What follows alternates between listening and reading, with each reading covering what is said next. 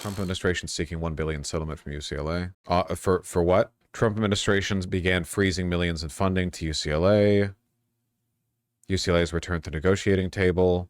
Marker for a high dollar settlement. Wait, I'm sorry. Hold on. The $1 billion settlement is just a punishment fee? Like the Trump administration isn't even looking for UCLA to settle for any legal reason. They're just saying you should give us $1 billion for inconveniencing us. They're probably going to end up paying it. UC President James B. Milliken responded to the proposed deal in a statement Friday afternoon, saying that the school is reviewing the document from the DOJ, but casting the settlement figure as a non-starter that would devastate the university. Yeah, they're definitely going to end up paying something.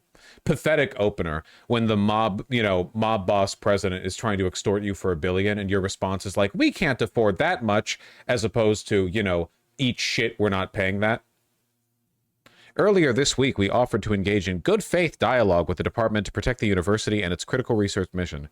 As a public university, we are stewards of taxpayer resources, and a payment of this scale would completely devastate our country's greatest public university system, as well as inflict great harm on our students and all Californians.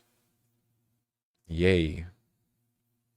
A draft of a proposed agreement sent to the school Friday and obtained by CNN requires UCLA to pay the federal government $1 billion over multiple installments, along with a $172 million claims fund for people impacted by violations of Title VII of the Civil Rights Act, which prohibits employment discrimination based on race, color, religion, sex, or national origin. Because they're not hiring enough conservative professors, no doubt. I couldn't fathom having this happen to my student tuition. This country, unironically, is like done. Every single institution has folded and obeyed in advance. Even Harvard and Columbia's milquetoast opposition have been and were conducted only after, being complicit with the administration.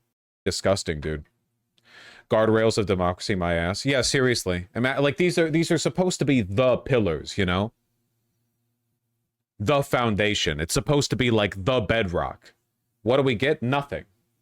Absolutely nothing from these people. They fold immediately. Why are they all folding?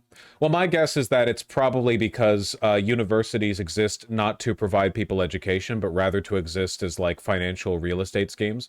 The people who run universities are business people. They're not run by educators. Like there is one of the main reasons that college tuition has gotten so much more expensive over the past couple of decades is because of administration bloat.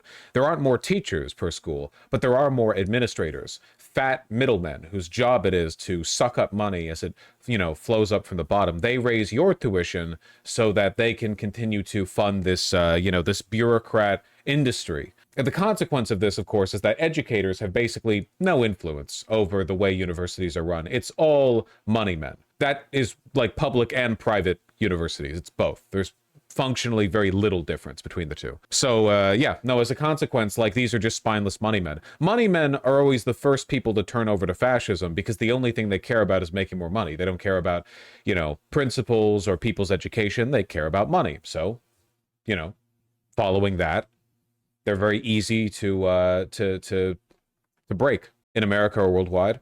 To an extent worldwide, but this is overwhelmingly an America problem. Like, America has it very bad relative to our contemporaries in the Western world. Trump administration to require universities to submit data on applicants' race. Okay, that's cool. My parents have been staff at a university for years, and they've been weirdly conditioned to hate faculty, teachers. Well, yeah, of course, because the teachers are, like, inconvenient.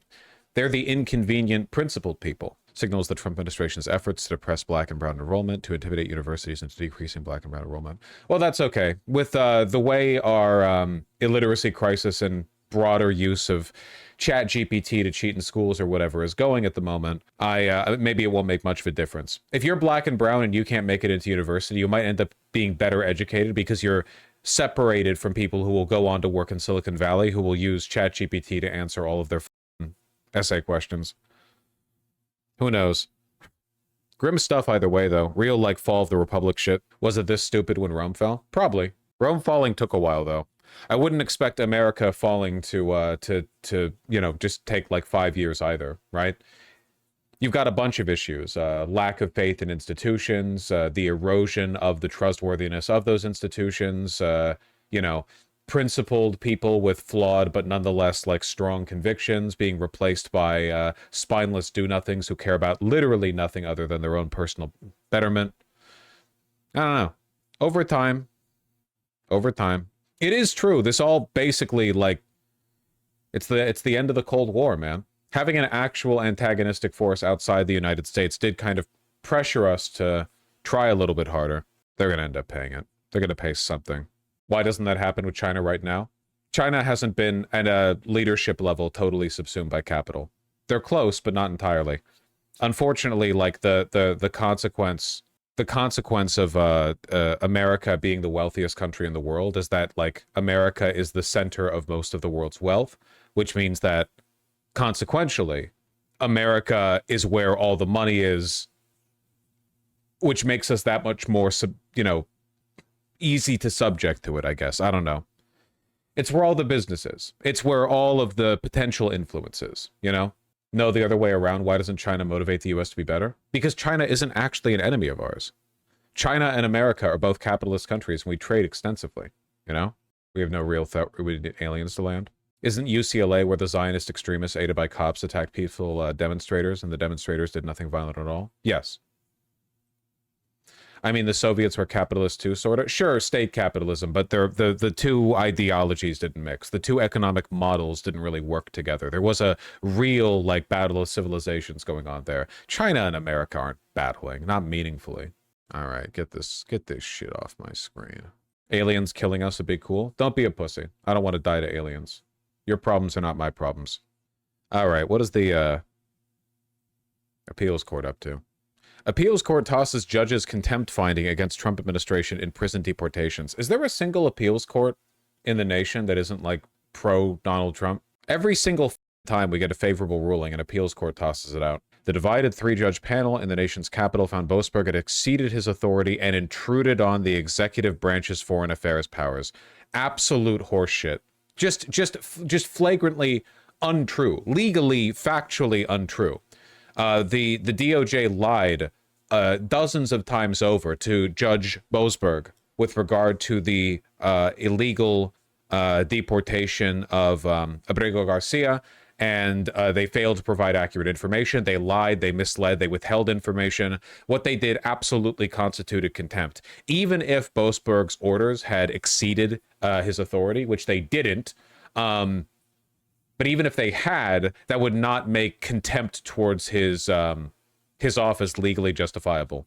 Owner of Trump Burger facing... Oh, yeah, we saw this. KHOU 11 Pretty confirming funny, the owner of Trump Burger Restaurants, which has several locations in the Houston area, has been arrested by Immigration and Customs Enforcement and now faces deportation. ICE says Roland Biani, a 28-year-old from Lebanon, overstayed his visa after entering the U.S. back in 2019.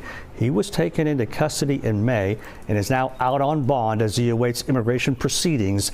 In a statement sent to KHOU 11, an ICE spokesperson told us, quote, under the current administration, ICE is committed to restore integrity to our nation's immigration system by holding all individuals accountable who illegally enter the country or overstay the terms of their admission. This is true regardless of what restaurant you own or political beliefs you may have.